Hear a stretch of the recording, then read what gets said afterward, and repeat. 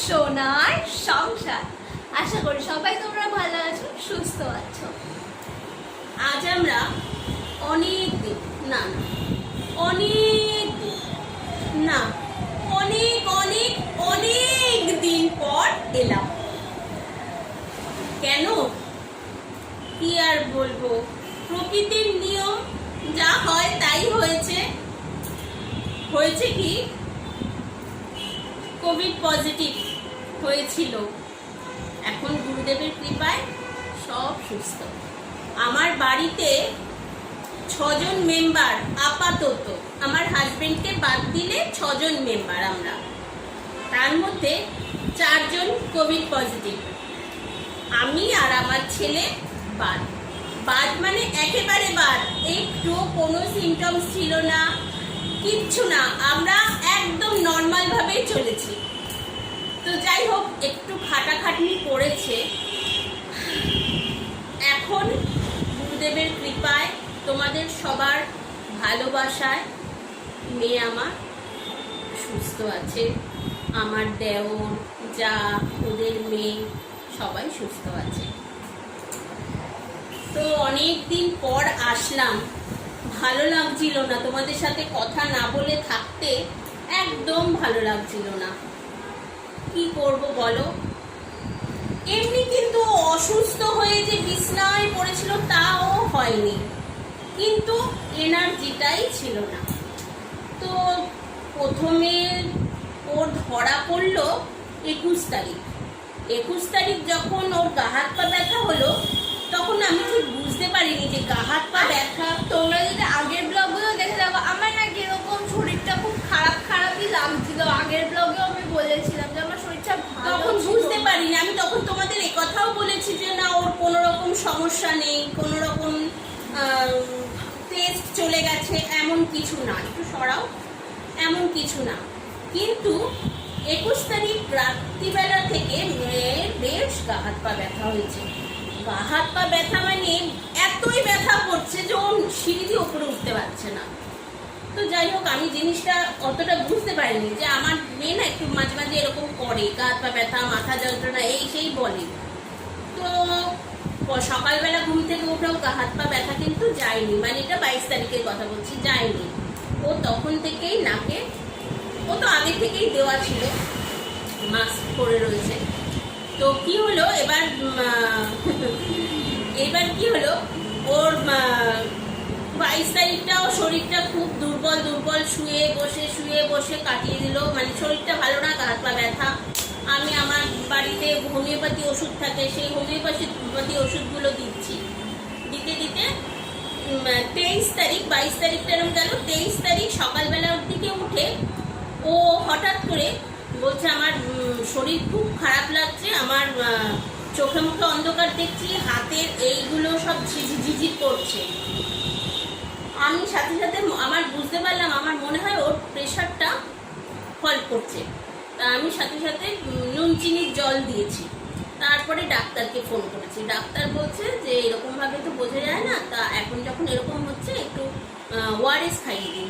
তা আমার ঘরেই ওআরএস থাকে, আমার বস সবসময় এনে রেখে দেয় ওআরএস, এগুলো প্রয়োজনীয় জিনিসগুলো সবসময় এনে রেখে দেয়।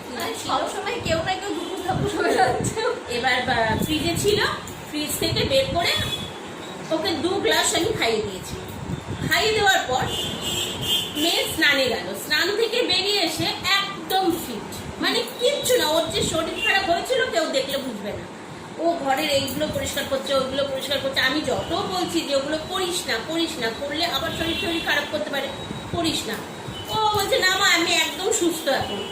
এই ঘরে এটা ওটা সেটা পরিষ্কার করছে, এই মেশিনের ওপর পরিষ্কার করছে, টেবিলের ওপর পরিষ্কার করছে। 23 তারিখটা নর্মাল গেল পুরো ভালোভাবে। 24 তারিখ সকালবেলা ঘুম থেকে উঠে কি করেছে, ওপর মুছতে গেছে। আমি তখনও ঘুম থেকে উঠিনি, সকালবেলা ঘুম থেকে উঠে ভোরবেলা উঠে গেছে, উঠে আমার ওপরটা ঘর মুছে এসছে। নিচের ঘরটা মুছেছিলি, ওপর নিচ দুটোই ওর মোছা হয়ে গেছিল, মোছা টোছা হয়ে গেছে, ও তো নর্মাল। তারপরে ও স্নান করে নর্মাল রয়েছে। এবার আমি রান্না বান্না করেছি, রান্না করে যখন আমি ওকে খেতে দিয়েছি দুপুরবেলা, তখনও হঠাৎ করে বলছে মা আমি টেস্ট পাচ্ছি না, আর কোনো কিছুর গন্ধও মনে হয় পাচ্ছি না। কি বলিস? বলছে হ্যাঁ।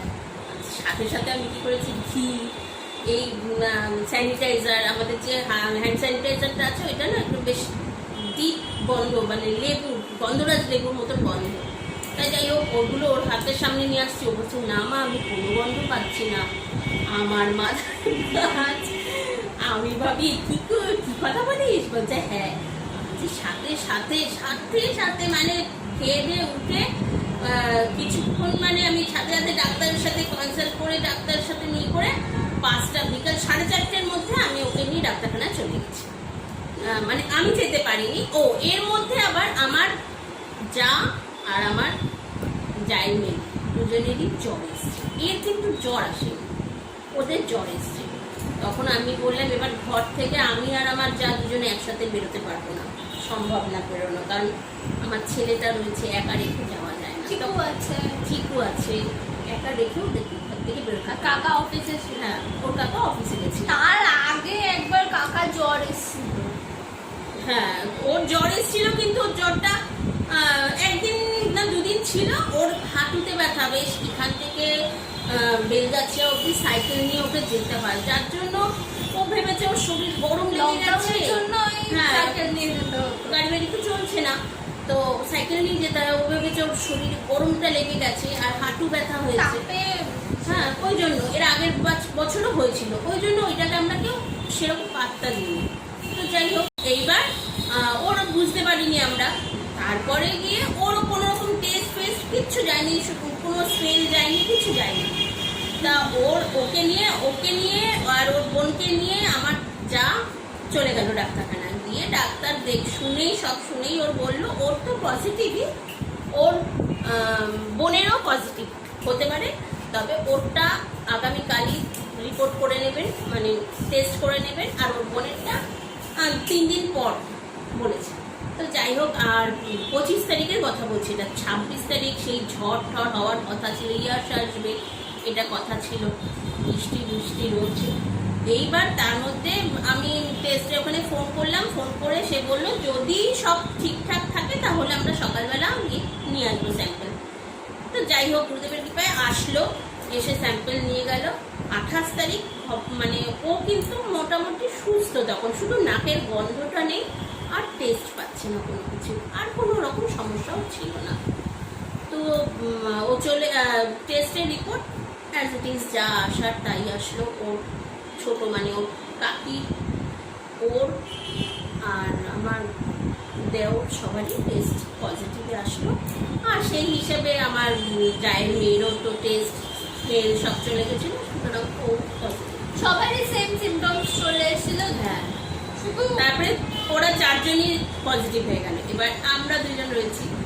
আমি ছেলেকে একদম ঘরবন্দি করে দিয়েছি, ছেলেকে বলেছি তুমি পুরোপুরি বড় ঘরটা আমার আছে, বড় ঘরের মধ্যে পুরো থাকবে। আর ওকে দিয়েছি ছোট ঘরে ও ছিল।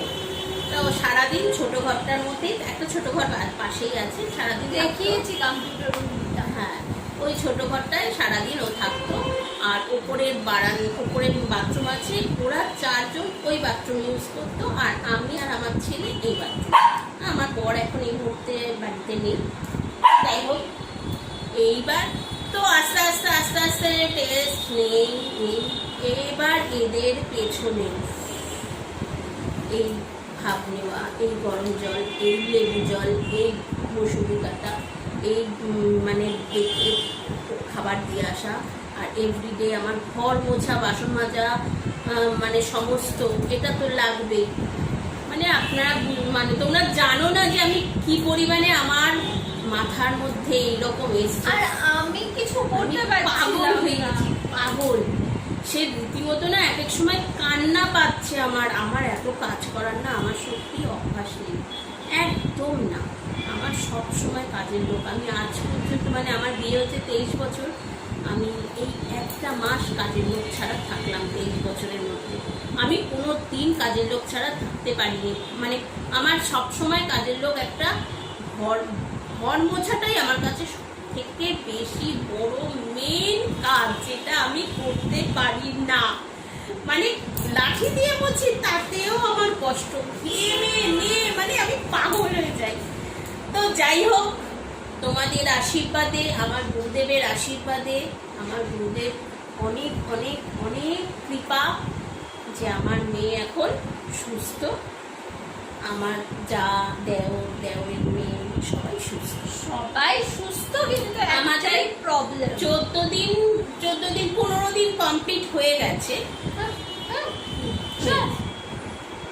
15 দিন কমপ্লিট হয়ে গেছে। সবাই এদিকে পড়ে যাচ্ছে, ওদিকে পড়ে যাচ্ছে, একটু শরীরে মানে উইকনেসটা তো থাকবেই, তার জন্য তো খাবার দাবার দরকার, খেতে হবে। তা আমার দেওরের তো আরো বেশি দিন হয়ে গেছে, এদেরও হয়ে গেছে। এদের এখন কোনো রকম সমস্যা নেই, তবে অনেকেই বলেছে যে আর তোমার আর কোনো ভয় নেই, তুমি আর এফেক্টেড হবে না, কারণ আমি স্ট্রং। এদের থেকে আমি হেভি স্ট্রং, কিন্তু না হলে দেখো বাড়িতে এতগুলো লোক, তার মধ্যে থেকে, যদিও আমার গুরুদেবের কৃপা ছাড়া হয় না, তবুও বলছি এদের সবার থেকে আমি। তো যাই হোক, এখন খুব ভালো মানে নিচ্ছে, কি বলে, সেবা শুশ্রূষা নিচ্ছে। ঠিক আছে, তোমাদের সাথে আমার আবার পরে কথা হবে। আজকে থেকে চেষ্টা করবো এভরিডে ব্লগটা দেওয়ার। কি দেবো তো? আসলে কি বলতো, আমার একদম মানে আমি এদিকে পড়ে যাচ্ছে, ওদিকে পড়ে যাচ্ছে। একদিন আমি ভালো থাকছি, তো পরের দিন আবার সারাদিন উইকনেসটা আছে, তো মানে সারাদিন শুয়ে শুয়ে শুধু ঘুমিয়ে যাচ্ছে, শুধু ঘুমিয়েই যাচ্ছে। আর ওষুধ চলছে, ওষুধের ওই এফেক্টে আরো যেন আমার মানে শরীরে কিরম গরম পড়েছে বলো, কিরম গরম পড়েছে বলো। আমি তো আর পারছি না গরমে থাকতে, খুব গরম লাগছে। উফ, আমি স্নান করে এসেছি, কে বলবে, কেউ বলার নেই। যাই হোক, চলো। A few moments later. Hi বন্ধুরা, চলে এসেছি লাঞ্চ নিয়ে। আজকে একটু চলছে এরকম পরিস্থিতি, দেরিও হয়ে গেছে, 2:30 প্রায় বাজে। এখন আমরা খাওয়া দাওয়া করব। খাওয়া দাওয়া করে তারপরে মেয়ে তো একটু দুর্বল, জানেন তো, একটু দুর্বল আছে, খেয়ে দিয়ে আবার ঘুমাবে। তো আজকে লাঞ্চে আমরা খুব সামান্য কিছু করেছি, পটল ভাজা, বেগুন ভাজা, আলু ভাজা, ডাল আর ডিমের ঝোল, এই করেছি। আজকে আর বেশি করতে ইচ্ছা করছে না, কিচ্ছু করতে ইচ্ছা করছে না, গরমে পাগল হয়ে যাচ্ছি আমি, অস্বাভাবিক গরম লাগছে। তো যাই হোক, আমরা আজকে খেয়ে নিই। তো দিদি, তোমার ভাত।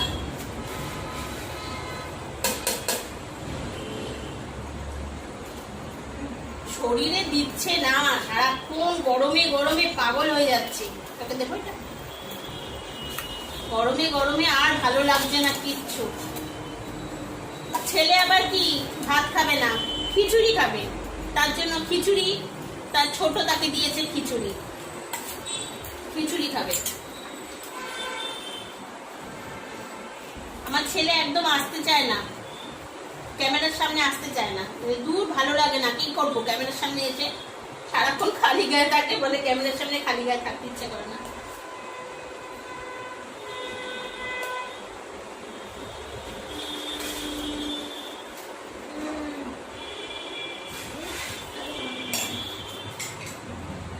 একটুখানি খেলে হবে না বাবা, খেতে হবে। গরম।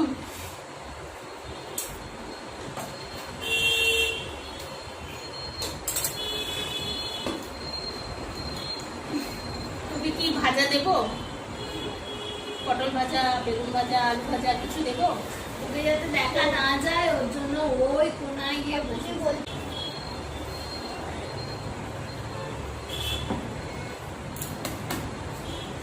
এই যে ভাজা, বলো।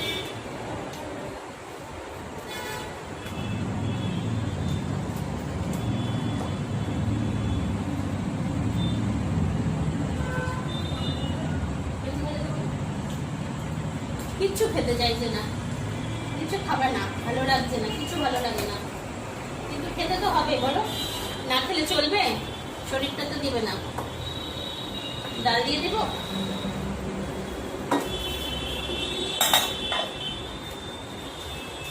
টেস্ট না পেলে, গন্ধ না পেলে কোনো মানে ইচ্ছা করে খেতে বলো তোমরাই, মানে খাবোটা কি, ইচ্ছা টেস্টই তো নেই।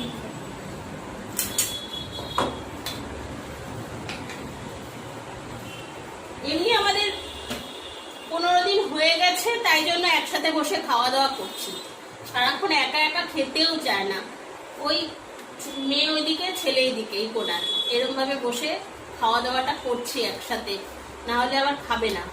তো খেতে তো হবে, কিছু তো করার নেই না, খেতে হবে। টেস্ট আসছে, আবার বলছে কি চলে গেল, যা আবার পাচ্ছি না, আবার মানে কিছুক্ষণ পর বলছে যে না মা গন্ধ পাচ্ছি টেস্ট পাচ্ছি, আবার বলতে চলে যাচ্ছে।